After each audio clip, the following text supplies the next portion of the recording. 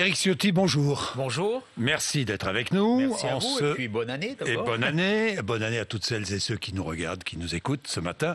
Éric Ciotti, vous êtes député LR des Alpes-Maritimes, vous êtes porte-parole de Valérie Pécresse. Aujourd'hui, à l'Assemblée nationale, sera examiné le projet de loi contenant le pass vaccinal. Vous voterez l'instauration du pass vaccinal. C'est bien cela, Éric Ciotti? Oui, je voterai le pass vaccinal. Pourquoi? Parce que je crois au vaccin, je crois à la science et je crois que le vaccin est un élément essentiel pour nous protéger de ce fléau qui a ravagé le monde avec son cortège de drames.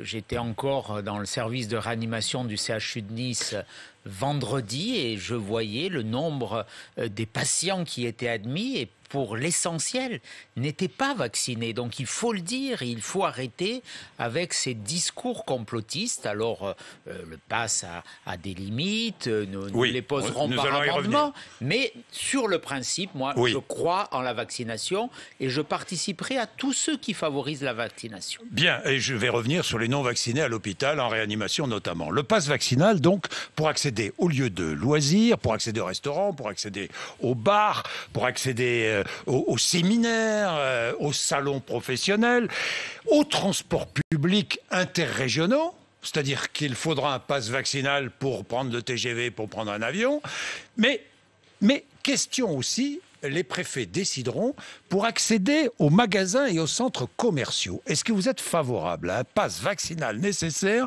pour accéder aux magasins et aux centres commerciaux? Il y a une différence entre les commerces de proximité. Il faut bien que tout le monde se nourrisse. Et les centres commerciaux. Et les grandes surfaces. Les grandes surfaces, il y a déjà eu des restrictions depuis le début de la crise sanitaire qui sont dans les mains des préfets. Il y a des jauges. Elles pourront s'appliquer. Je ne suis pas favorable le commerce de proximité. Mais la grande surface, est-ce que vous êtes favorable à un pass vaccinal pour accéder à une grande surface? Oui, je peux le concevoir en l'état en fonction de l'évolution de la pandémie. Bien. Passe vaccinal valide à partir du 15 février. 4 mois de délai maximum entre la deuxième dose et le rappel. Vaccination obligatoire. Est-ce que vous êtes favorable à la vaccination obligatoire? Non, parce que je pense d'abord que c'est une atteinte à la liberté.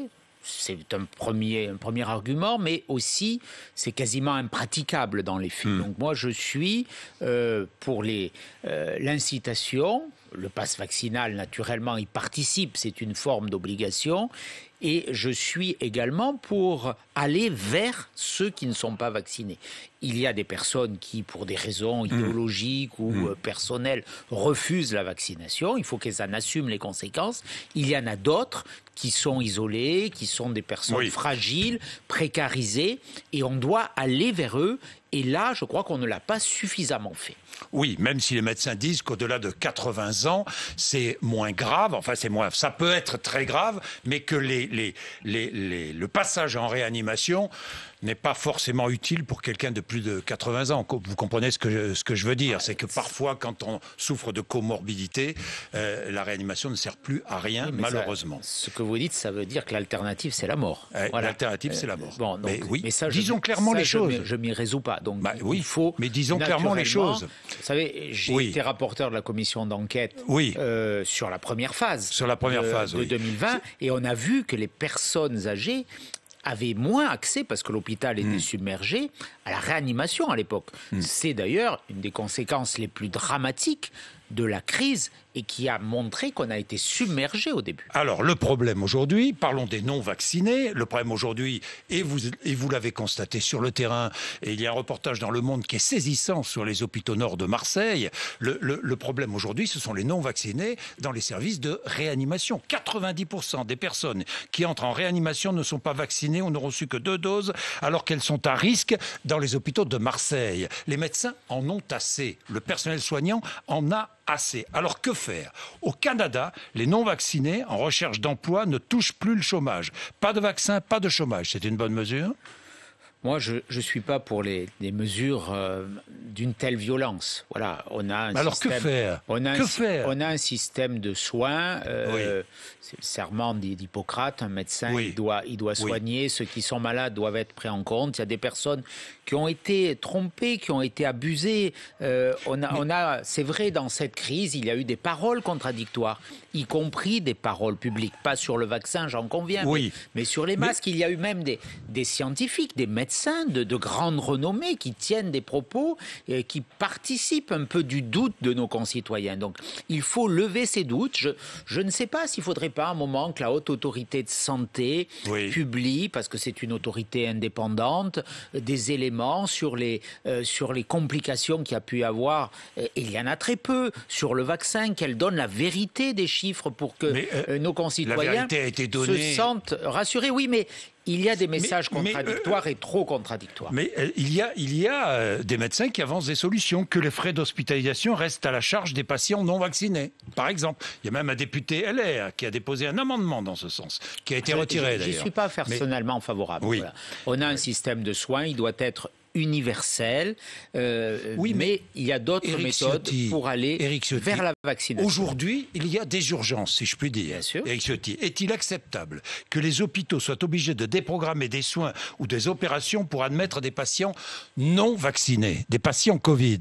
Bien sûr que non, bien sûr que non. Et d'ailleurs, je reviens à la première phase, puisqu'il y avait des études qui démontraient qu'on risquait d'avoir 20 000 décès supplémentaires, notamment sur le manque de dépistage des cancers. C'était une étude du professeur Kayat à l'époque, il y a eu des études également. Donc ce sera sans doute, et on le verra à long terme, une des conséquences de la crise. Donc la solution, c'est le vaccin. On ne peut pas dire autre chose et c'est pour ça que personnellement, je prendrai mes responsabilités. Je veux dire aussi qu'il y a des responsables politiques qui tiennent des discours ahurissants. Irresponsables, vous les connaissez, ils sont dans le débat, si je les connais. Dans le débat public. Vous les connaissez mieux que moi, dans le débat public, moi je dis que quand on aspire à gouverner le pays demain, et c'est notre cas avec Valérie Pécresse, on doit avoir une attitude de responsabilité. À qui pensez-vous? Et ne pas mentir aux Français. Je pense à tous ceux qui développent des théories complotistes. Mais à qui pensez-vous? Vous les avez entendus, Marine Le Pen, Nicolas Dupont-Aignan, voilà, Éric Zemmour, je ne sais pas, je n'ai pas entendu des propos là-dessus, mais Éric Zemmour, d'ailleurs, vous n'écoutez pas trop ce qu'il dit. Alors, c'est Éric Ciotti, non? Oui, j'écoute tout le monde dans le débat public. J'écoute tout le monde dans le débat public. Je vous dis ça comme ça, je vous taquine un peu. J'écoute, je le vois. J'en profite. J'en profite. Ça fait du bruit. Je me souviens, lorsque vous avez dit, entre Emmanuel Macron et Éric Zemmour au second tour, je voterai Éric Zemmour. Vous voteriez toujours Éric Zemmour? Pourquoi voulez-vous que je change? Simplement, je vais bien entendu préciser ma position. Moi, aujourd'hui, j'ai une conviction. C'est que seule Valérie Pécresse peut battre Emmanuel Macron. Voilà. Le duel, il est là. Au mois d'avril, soit on aura Emmanuel Macron président de la République, soit ce que je crois, ce que je souhaite et ce pourquoi je me battrai de toutes mes forces, nous aurons Valérie Pécresse. Le reste ne participera qu'à aider à la réélection d'Emmanuel Macron. Donc cette hypothèse... Mais vous voteriez quand même Zemmour face à Macron. Mais cette hypothèse aujourd'hui, elle est hautement improbable. Mais elle existe. Mais dans ce choix, je ne me renie pas. Vous savez, moi je n'ai jamais changé. Ce que ne ferait pas Valérie Pécresse, si j'ai bien compris. Il y a des politiques, vous lui demanderez, il y a des politiques, qui disent toute leur vie, j'ai changé, c'est un mode de communication. Moi, j'ai la fierté de dire je n'ai pas changé. J'ai des mêmes convictions, je suis un homme de droite, j'aime mon pays, j'aime la France, je crois en l'autorité, je crois à l'identité, à la culture française, et je n'ai pas changé, voilà, et je ne retrouve rien de cela chez Emmanuel Macron. Bon, Éric Ciotti, j'en viens au Covid, on va en terminer, avec 2 points précis. La rentrée scolaire, Valérie Pécresse demandait que l'on retarde la rentrée scolaire d'une semaine. Les pédiatres étaient contre. Éric Ciotti... Pas tout. Oh non. Vous avez vu, la Société française de pédiatrie, par exemple, était contre. Il y a une semaine, dans le journal du dimanche, il y a eu une tribune de 50 médecins, universitaires, professeurs, qui demandaient le retrait, le report de quelques jours, comme nous, de la rentrée. Mesure, franchement. On est dans un pic épidémique majeur, 1 million de cas en 7 jours, et ça augmente. Le ministre Mais le dit l'éducation lui-même. n'est-elle pas la priorité? L'éducation des enfants, les enfants à l'école. Bien sûr, mais ce n'est pas incompatible avec le report de quelques jours. Cette semaine perdue, on aurait pu la rattraper pendant des vacances scolaires ou au tout début juillet, par exemple. Voilà, il y avait des solutions. On sait que les enfants, aujourd'hui, même si heureusement ils ont des symptômes très faibles, peuvent être des vecteurs de propagation. Donc, il faut les protéger et il faut protéger la société. Bon, ça n'a pas été fait. Je note quand même que le protocole sanitaire qu'a annoncé M. Blanquer est arrivé aujourd'hui dans la presse. Dans la presse. Mais c'est quand même une forme de mépris pour les enseignants, pour les parents. On a préparé cette rentrée dans le flou le plus total. Et c'est ce que je regrette d'ailleurs dans la gestion de cette crise, c'est le manque d'anticipation. Alors, on dirait que M. Blanquer est rentré de vacances hier soir et qui, il fait une petite interview dans le Parisien et puis c'est fini, 3 tests pour les enfants. Vous soutenez l'appel à la grève d'un des principaux syndicats d'enseignants de l'éducation nationale? Je ne soutiens jamais les appels à la grève dans les services publics. Il y a une continuité du service public. D'ailleurs, sous Nicolas Sarkozy, on avait fait voter cette continuité du service public. La grève est une liberté constitutionnelle, mais naturellement, je n'appelle pas la grève. Mais il y aurait pu y avoir d'autres réponses, mieux préparées, mieux anticipées. Alors, vous demandez aussi, et j'en terminerai avec le Covid, on va passer à autre chose, vous demandez aussi la généralisation des masques FFP2. Mais pour qui et où? En tout cas, le plus largement possible. On parle des enseignants. Difficile de faire court avec un masque FFP2. Oui, mais on peut y arriver. C'est difficile de parler avec. 800 000 enseignants, un peu moins, devant les élèves. C'est important. On pourrait avoir tous les services publics. Je pense aux policiers, notamment. Je pense aux agents qui sont en contact avec le public. On parlait des centres commerciaux tout à l'heure. Et puis, dans votre département, les agents en portent ? Pour les personnes vulnérables, on va le mettre en place avec le président de mon département. Nous avons établi un stock de précautions. Nous avons aujourd'hui 1 million de FFP2 et nous allons notamment les diffuser. En tout cas, nous y travaillons pour les personnes âgées vulnérables aussi. Donc, je crois, vous avez vu les études scientifiques qui démontraient que le masque FFP2 protège, je crois, de façon... c'est même pas comparable par rapport au masque chirurgical, 100 fois plus par rapport à 2 personnes qui sont contaminées, qui peuvent se contaminer. Éric Ciotti, je passe à autre chose. Pensez-vous vraiment qu'Emmanuel Macron n'aime pas la France ? En conscience, franchement, en conscience. En conscience, je le crois. Et il n'aime pas la France, il est anti-français. Il n'aime pas ce qu'est la France, ses racines, son histoire, sa culture, son identité. Je ne dis pas qu'il est anti-français. Je pense qu'il a une vision qui dépasse les frontières de la France. Et il a une vision internationale, il a une vision qui est un peu... universelle. Déracinée, je crois qu'il regarde la France comme un élément dans une partie plus grande, plus importante. Moi, je considère que c'est la France qui est la part la plus importante. Et c'est pour ça que j'ai dit ça. Oui. Ça vient d'où ? C'est le crime contre l'humanité dont il a accusé la France par rapport à sa présence en Algérie. C'est la négation de l'existence d'une culture française. C'est son discours de Lyon en 2017, réitéré à Londres. C'est sa volonté annoncée sur CBS de déconstruire l'histoire de France.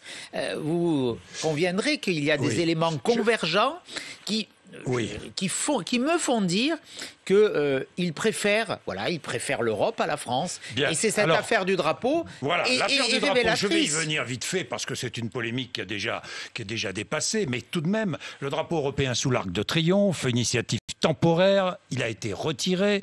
Il s'agissait de marquer la présidence française comme prévu, présidence française du Conseil de l'Union européenne. Vous êtes précipité pour dénoncer la présence de ce drapeau européen. Est-ce que ce n'est pas une polémique stérile, stupide ? Est-ce que nous ne sommes pas la risée de l'Europe à travers cette polémique, franchement ? Je ne crois pas. J'ai entendu les commentaires de toute la Macronie. Bon, la Macronie, ça ne m'intéresse pas. Mais y compris un éditorialiste ce matin sur votre chaîne. Voilà, moi, ce que je veux dire, c'est que je suis européen. Je crois à la construction européenne, mais je suis d'abord français. Et il y avait une méthode très simple, c'était de mettre les deux drapeaux. C'est ce qu'avait fait Nicolas Sarkozy c'est pas pareil. En 2008. Qu'est-ce qu'il avait fait Nicolas Sarkozy? Il avait organisé une cérémonie pour allumer la flamme avec des commissaires européens. Vous imaginez aujourd'hui les commissaires européens sous l'Arc de Triomphe. Protestation. Mais sous le drapeau français. Mais les deux drapeaux. Sous les drapeaux français et le drapeau européen. Est-ce que le drapeau français a été retiré? Le drapeau, en tout cas, il n'a pas été apposé. Voilà. Quand est-ce qu'il est apposé? Il n'est pas en permanence. Il est dans les grandes cérémonies. Exceptionnelles. Et là, il n'y avait aucune raison qu'il n'y ait que le drapeau européen. C'est un symbole. Alors vous allez, certains, j'entends les discours, dire c'est une polémique, c'est un symbole. Mais les symboles, en République, en démocratie, ça compte. Ce n'est pas neutre. Et moi, j'ai l'impression, quand je vois tous ces ce cérémonial qui a été fait, ces monuments allumés, c'est très bien. Monuments qui s'illuminent en bleu un peu partout en France. Absolument. Ça vous choque? Non, ça me choque pas. Mais ça participe de quoi? Ça participe d'une campagne électorale. Qu'est-ce qu'il y a derrière tout ça? Il y a que M. Macron veut profiter de la campagne électorale. Ce que n'avait pas fait, rappelez-vous, c'était 2006, chancelier Schröder, quand l'Allemagne, à la veille des élections, doit prendre la présidence de l'Union européenne, l'Allemagne dit non, parce que ça va être troublé par la campagne électorale. Ça, c'est de la hauteur. Ça, c'est de la dignité. Là, aujourd'hui, on est dans la récupération électorale. Et ça me remémore, comme vous, la phrase du général de Gaulle. C'était en 65, qui disait l'Europe, un peu certains comme un cabri sautent sur leur chaise. Nous sommes en 2021. Oui, certains sautent sur leur chaise, mais la problématique, c'est toujours la même. Que M. Macron fasse moins preuve d'arrogance, et c'est là qu'il fera avancer l'Europe. Alors, qu'il remette en ordre les comptes publics en France, et c'est là où on sera respecté en Europe. Pas avec des illuminations. Elles peuvent être sympathiques, elles peuvent être agréables à regarder. Je regardais hier soir les Invalides. Oui, c'est sympathique, c'est beau, même, j'en conviens, mais n'effaçons pas notre histoire, notre identité. Vous pensez qu'Emmanuel Macron nos symboles n'aime pas la France? Est-ce que vous pensez que François Fillon aime la France? Je vous dis ça parce que vous allez me dire si ça vous choque ou pas. François Fillon qui vient de rejoindre le conseil d'administration d'un géant de la pétrochimie russe, est-ce que ça vous gêne? Franchement. François Fillon a arrêté toute activité. Il était Premier ministre de la France. Il a arrêté toute activité politique, c'est son activité privée. Ça relève de son choix. Voilà, on peut pas. Si j'ai bien compris. Écoutez, arrêtez d'accabler en permanence. Mais François non, mais Fillon. Il ne s'agit pas d'accabler. Il a été la cible de tellement d'attaques injustes et avec des procédures qui appelle beaucoup à des questionnements sur la qualité de notre démocratie. Le candidat de l'opposition qui a été éliminé avant une élection présidentielle. Bon, allez, laissons-le tranquille. Non, mais il ne s'agit pas de ne pas le laisser tranquille. Il a été Premier ministre. Pas de jugement à porter. Il a été Premier ministre de la France. Si j'ai bien compris. Attendez, je termine. Si j'ai bien compris, Éric Ciotti va défendre les intérêts russes. Il va défendre les intérêts russes et notamment le gaz russe. Est-ce que ce n'est pas porter atteinte à la République française? Je pose franchement la question. Gaz russe dont l'Europe a besoin. Non, mais d'accord. Le gaz russe. Oui. Vous êtes favorable, vous, à Nord Stream 2 ? Je suis favorable à ce qu'il y ait des approvisionnements. Je croyais que vous étiez pour le nucléaire. Il faut aujourd'hui les deux. Si on coupe l'approvisionnement, c'est pour ça d'ailleurs que le prix du gaz a fortement augmenté. Oui, parce que le gaz russe a fortement augmenté. Bien entendu pour le nucléaire, mais sur d'autres pays d'Europe, vous savez que le prix de l'électricité est fixé au niveau européen, malheureusement, et c'est une réforme qu'il faudra porter. Monsieur Macron pourrait s'y intéresser. Et là, on voit bien que le défaut d'approvisionnement de gaz est une des causes de l'augmentation du prix de l'électricité. C'est totalement absurde, paradoxal, mais vous le savez, c'est la réalité. C'est la réalité, mais Éric Ciotti, j'ai une dernière question, puis je passe à autre chose, François Fillon. C'est l'argent à tout prix? Je ne crois pas. Ce n'est pas le François Fillon que je connais. Mais Oui, enfin, arrêtons de Bon, l'accabler. non, mais il ne s'agit pas d'accabler. Oui, c'est un fait. Je ne l'accable pas, Éric Ciotti. C'est un fait. En tout cas, c'est un fait d'actualité. Bon, il a été Premier ministre. Éric Ciotti, si j'ai bien compris, je regardais votre programme, je regardais celui de Valérie Pécresse. Je me demande ce que vous gardez de votre programme. Plus grand-chose, finalement. Le Guantanamo a disparu, le droit du sol remplacé par le droit du sang a disparu. Qu'est-ce qu'il y a encore? Vous n'en savez rien. Ah, ça m'intéresse. Valérie Pécresse va présenter son programme. Elle va remplacer le droit du sol par le droit du sang? Je parle de façon globale. Nous travaillons activement aujourd'hui sur le projet. Nous aurons d'ailleurs des réunions importantes cette semaine. Valérie Pécresse était il y a quelques minutes sur une chaîne concurrente. Elle a notamment parlé de mon projet sur les transmissions, pour diminuer les droits de succession, les droits de donation. C'était une part importante de mon projet économique. Nous allons avancer là-dessus. Eh bien. Elle a dit ce matin, quand on parle de la rétention de sûreté pour empêcher la sortie sèche des islamistes qui menacent la société de prison. Elle a dans son programme la rétention de sûreté. C'est très exactement ce que je proposais. Sur le droit du sol, il y aura des modifications très importantes. Nous verrons où nous mettrons le curseur. Mais moi, aujourd'hui, Valérie Pécresse a gagné.